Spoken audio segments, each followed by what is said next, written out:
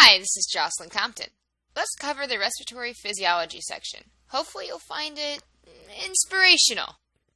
Okay, moving on. Lung volumes are super high yield. They're guaranteed to show up on your exam, so you should know them backwards and forwards. Plus, lung volumes will come up frequently throughout the rest of your med school education and your medical career in almost every field. First, let's define some terms. What are the important parameters? Let's go through the terms by using this graph. Lung volumes are these four individual measurements. Here, you can see the fluctuating lung volume over time. Let's go through it step by step. These are normal breaths. This is a deep inspiration, a deep breath, and then a deep exhalation, and then back to normal breathing. The inspiratory reserve volume is the amount of air that can be inhaled after a normal inspiration, the deep breath. The tidal volume is the amount of air that moves into the lung with each normal respiration. This is an important parameter when establishing the efficiency and therapeutic nature of mechanical ventilation. The expiratory reserve volume is air that can still be breathed out after a normal expiration. That's when you force out as much air as possible. I like to think of this as the low tide mark, where the water on the beach is the air in the lungs. It's as low as it's going to get naturally, but then there's still some water left in the bay, like there is still air left in your lungs after you force everything out. So what do we call the leftover air in the lungs after maximal expiration? The residual volume. Alright, check out this mnemonic. Liter. L is for lung volume, I is for inspiratory reserve volume, T is for tidal volume, E is for expiratory reserve volume, and R is for residual volume. So what factors affect lung volumes? Lung volumes tend to be greater in tall people, smokers, and people who live at high altitudes. It's also important to understand how the different lung volumes are related to each other and how each can be determined. A capacity is made up of multiple volumes. The inspiratory capacity is the tidal volume plus the inspiratory reserve volume. The functional reserve capacity is the volume in the lungs after normal expiration. So if that's the case, which volumes comprise the functional reserve capacity? That would be the expiratory reserve volume and the residual volume. On the next page, we'll talk about the functional reserve capacity as where we find the inward pull of the lung balancing the outward push of the chest. We'll get there in a minute. The vital capacity is the tidal volume plus the inspiratory reserve volume plus the expiratory reserve volume. Basically, everything except the residual volume. So it represents the amount of air you would breathe in if you first exhaled as much as possible and then inhaled as much as possible. Okay, finally, how do we determine total lung capacity? Well, it's basically the sum of all of these volumes. Throughout this talk, I'll be referring to each of these terms by their initials. For example, inspiratory reserve volume will become IRV. You should be comfortable enough with these terms to be able to use the initials interchangeably with the terms. Lung volumes are important in the diagnosis and management of many lung disorders, and likely to appear on step 1. For example, you see a 55-year-old coal miner with a long-standing cough and progressive shortness of breath. He has inspiratory crackles, and you see patchy bibasilar interstitial infiltrates on chest x-ray. So what would you expect the lung volumes to be like on pulmonary function testing? Well, this is likely a case of anthracosis, or coal miner's lung. As we'll discuss in more detail soon, this is a pneumoconiosis and a restrictive lung disease, and it is typically characterized by decreased lung volumes, including FVC and TLC. In obstructive lung disease like COPD, you see increased RV at the expense of less FVC because of air trapping. Recall from our respiratory anatomy talk that dead space does not participate in gas exchange. So, what's physiologic dead space? Well, it's anatomical dead space from the conducting airways that we talked about in the respiratory anatomy section plus functional dead space. So, what is functional dead space? That's where you have alveolar ventilation, but no perfusion. The apex of the lung is an example of functional dead space, where air is inspired and filling the alveoli, but no blood is flowing through the capillaries to participate in gas exchange. And why does this happen? Because of gravity. Recall from our respiratory anatomy talk that dead space does not participate in gas exchange. So what's physiologic dead space? Well, it's anatomical dead space from the conducting airways plus functional dead space. So, what is functional dead space? That's where you have alveolar ventilation, but no perfusion. So therefore, there's no gas exchange. The apex of the lung is an example of functional dead space, where air is inspired, it fills the alveoli, but no blood is going through the capillaries to participate in gas exchange. Why does this happen? Because of gravity. Anatomic dead space tends to be fixed, but functional dead space can significantly increase in conditions like COPD, where you get a classic ventilation-perfusion mismatch, or it can decrease, such as during normal exercise, when the upper lobes are more heavily perfused for maximal gas exchange. Physiologic dead space can be estimated by using the Bohr equation, where VT is tidal volume, PaCO2 is the arterial CO2 content, and PeCO2 is the content of CO2 in expired air. This makes logical sense because only ventilation involving gas exchange produces CO2. The closer PeCO2 is to PaCO2, the less physiologic dead space ventilation you have. As this difference decreases, more of the CO2 in the pulmonary arteries is being expired with each breath.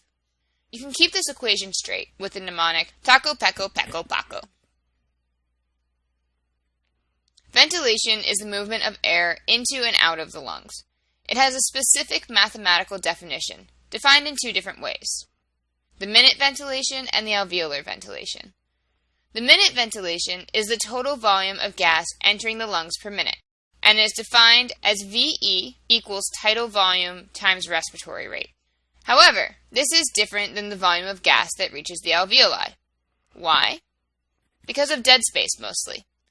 Can you think of a pathology that would decrease alveolar ventilation? That's right, any obstruction that would limit aeration of the alveoli, like cystic fibrosis with mucus plugging. Alveolar ventilation is described as VA equals the difference between tidal volume and dead space times the respiratory rate. Let's have a flash quiz. What letter is the functional reserve capacity? The answer is F, the volume in the lungs after normal expiration.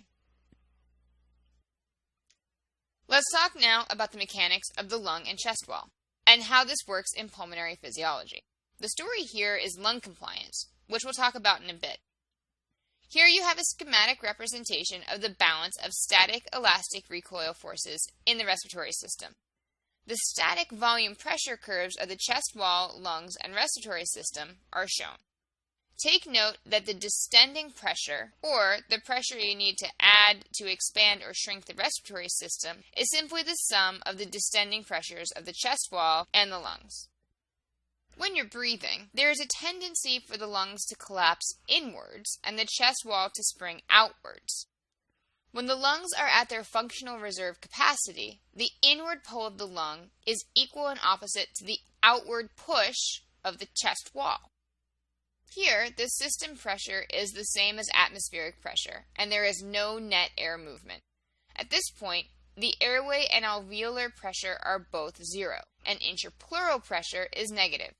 By the way, why is intrapleural pressure negative? Negative intrapleural pressure helps keep the airway open. Please note that this is where the distending pressure of the chest wall is zero. This is called the resting volume of the wall, and it's about 50% of the vital capacity.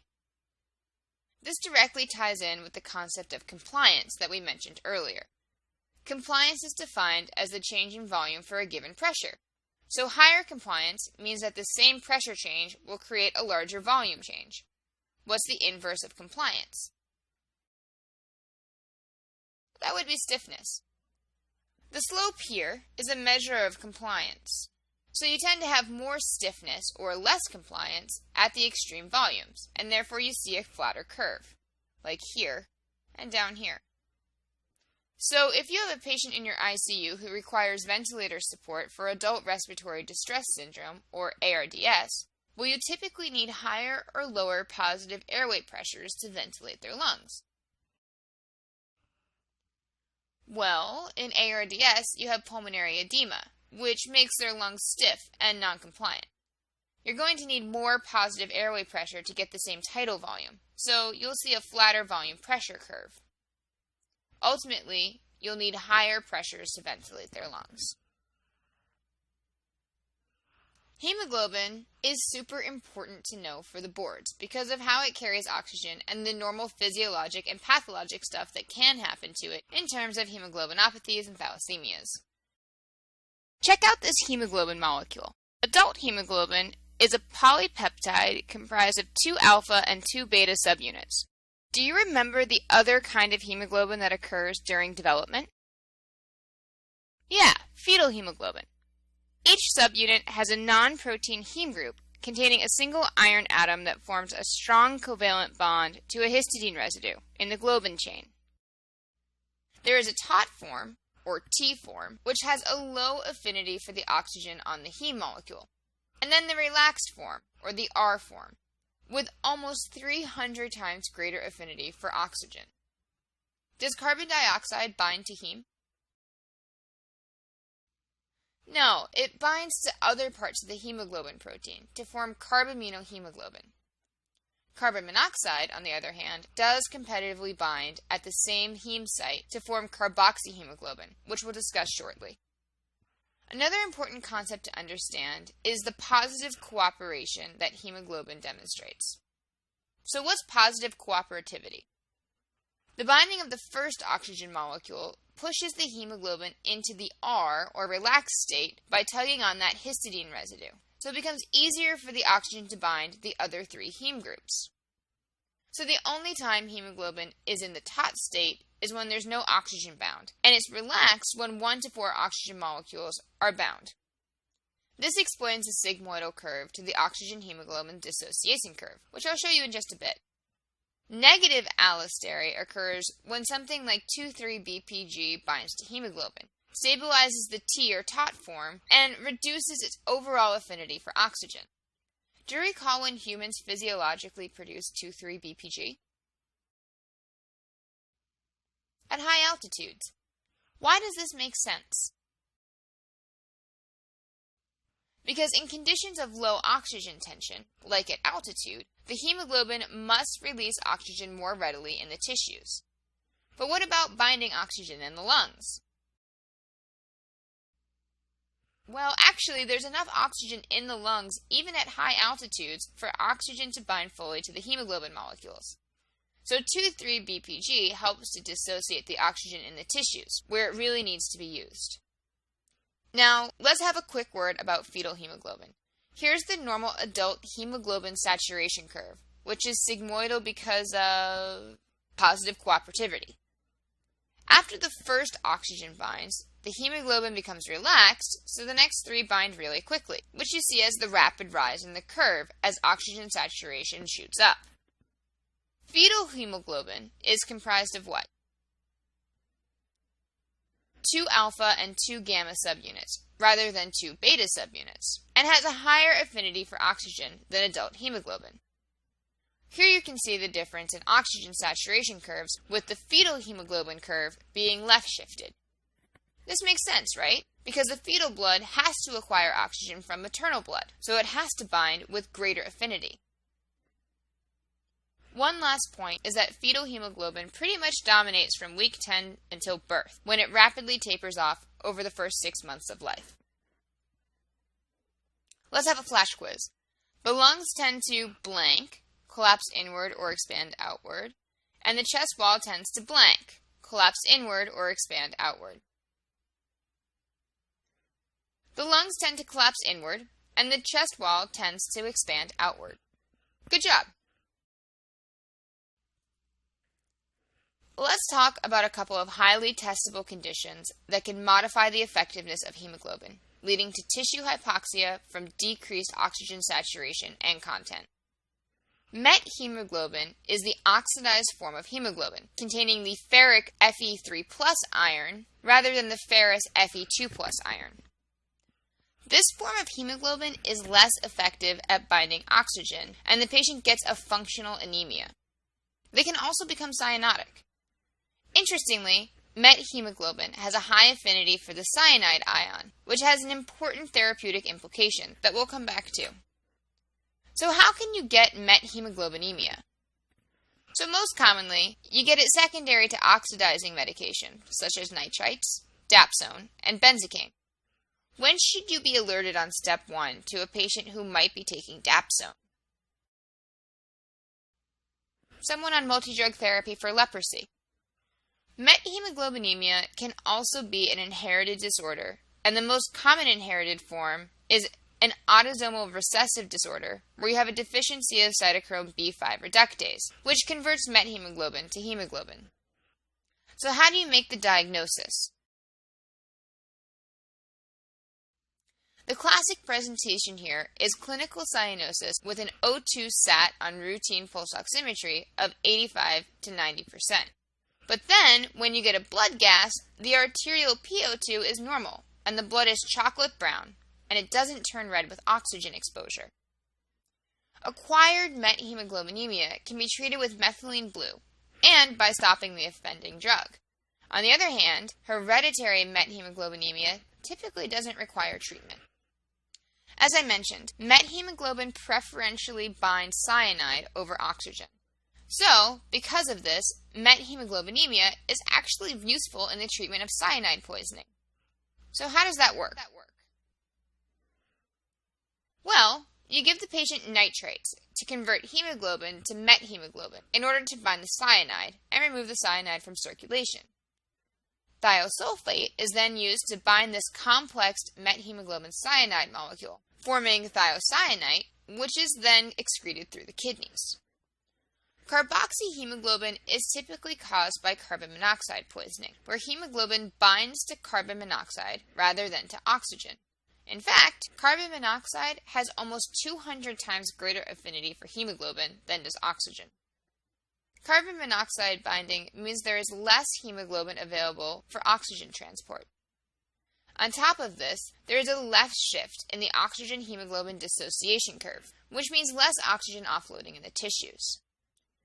So, how can we tell the difference between someone with methemoglobinemia and carbon monoxide poisoning?